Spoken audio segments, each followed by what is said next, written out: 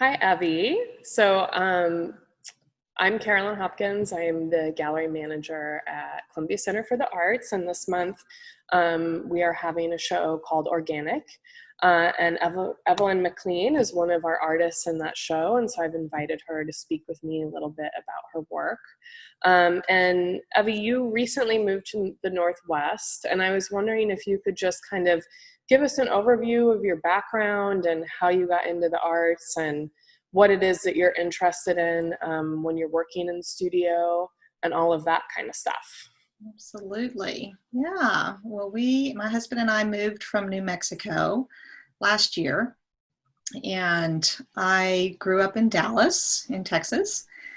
And I was in a commercial art program in high school.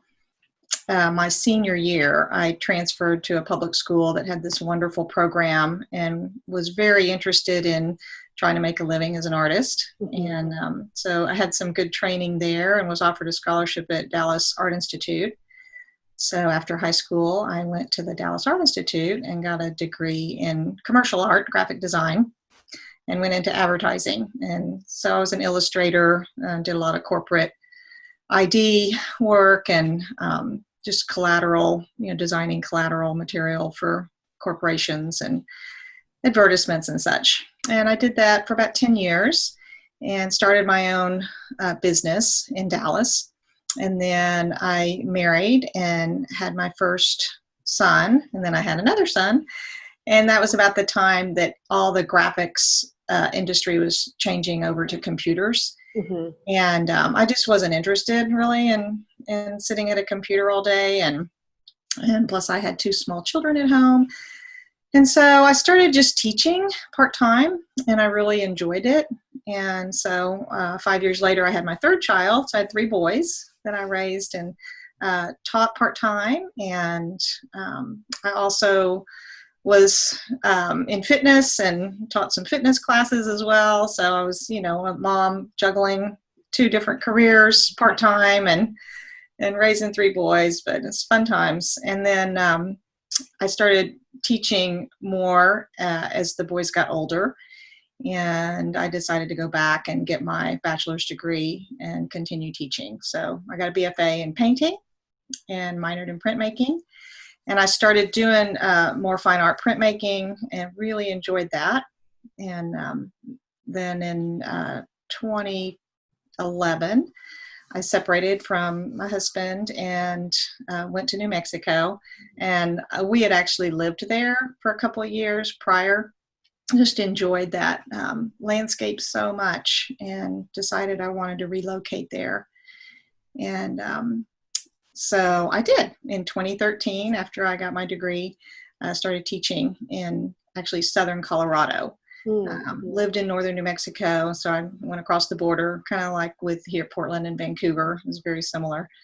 But I taught in a public school in the poorest county in Colorado for 6 years. And then my husband had a stroke, and that was a game changer. We, it was a rough couple of years we lived very remotely in the mountains. Mm-hmm. He's also a painter and printmaker. And so we had to sell his business, his nonprofit that he ran there in southern Colorado, and just needed more access to services and care for him. Mm-hmm. So we started looking around for places that we'd like to relocate. And he had actually lived here in Portland and loved the Pacific Northwest and was always wanting to bring me here. So I was able to find a job teaching here. And so I'm very grateful and love it here. And we've had a great first year, great experience being here. So I'm excited to dive in. We both really want to dive into the arts here and support what's going on here in the Portland area. Great. Yeah. Yeah. And your work, you do multiple different types of artwork in terms of printmaking, painting. And I'm wondering if you can talk a little bit about how those processes kind of work for you and what's different for you about printmaking and kind of what attracts you to that versus painting, and if there's specific types of imagery that kind of go with both, or if you just like exploring those processes as you're working. Right, absolutely. I think initially I, started as a painter and drawer, and I just explored all different subjects, but was really early on inspired by George O'Keeffe's work. Mm-hmm. I loved her sense of color, and how she could take something, a form, and turn it into an abstract, beautiful kind of abstract painting. And so I studied her work quite a bit and began to do similar types of things where my work tends to be more realistic. Mm-hmm. I wouldn't call it photorealism, but I'm one of those crazy people who just really likes to dive into texture. And one of the things that is really exciting for me is now that I actually started before we had cameras in our pockets, walked around with camera phones. I got one of the early digital cameras and would go out and take close-ups with a macro lens, and then load it on my computer and be able to zoom in and really see what was there that you couldn't see with the naked eye, and was fascinated with that whole unseen world. And so that's how I started painting, and that's the work that's in the show. There's a couple pieces that's how I processed my work, and began drawing those close-ups and enlarging them. So it's almost like walking into this world, or being able to get up close to a world that you can't really see with the naked eye. The printmaking process really attracted me. I think just because it's the drawing, for me, and the etchings and it's a very labor intensive, and just cognitively you have to be so thoughtful and intentional about everything, every step in the process. And that, to me, I love that, and it's challenging, and it's always a surprise. I love that about printmaking, is you never really know what you're going to get until you pull that sheet of paper off the press. And I love that aspect of printmaking. So yeah, my oil paintings are really complicated. They seem to be getting more complicated. And so, I still feel like I'm at a place where I'm exploring and trying new things, but I use the traditional underpaint and glaze method in my oil paintings. So they're pretty labor intensive. But I enjoy just seeing the images come to life, kind of layer by layer. Yeah. And so that's where I'm at right now. Yeah, I love the piece that's behind you. It seems, thank you. That's my first Oregon piece. In the Northwest. It's my first. Yeah, working on a tide pool piece. Yeah. It'll be in a show in Portland in September, supposedly, if it doesn't get canceled. Great. Do you find, like, I know that you're attracted to landscape, and you moved to New Mexico because of that landscape and climate, and I'm wondering, are you finding that your work is changing now that you're out in the Northwest, which is a much different kind of, you and I think we're talking about this yesterday, in terms of going from somewhere that's very hot and arid to somewhere that's basically a rainforest. Right. Obviously, with a tide pool painting, that's quite different than a forest floor with dry pine cones, painting, and even the thistles, I've seen some thistles here. But really the organic forms are organic forms, I mean, I feel like it's endless. There's an absolute endless amount of subject. I mean, obviously here there's probably even more than there is, but even in, I did a lichen painting that was very excited about. And just because lichen is something it's everywhere. It's on every continent.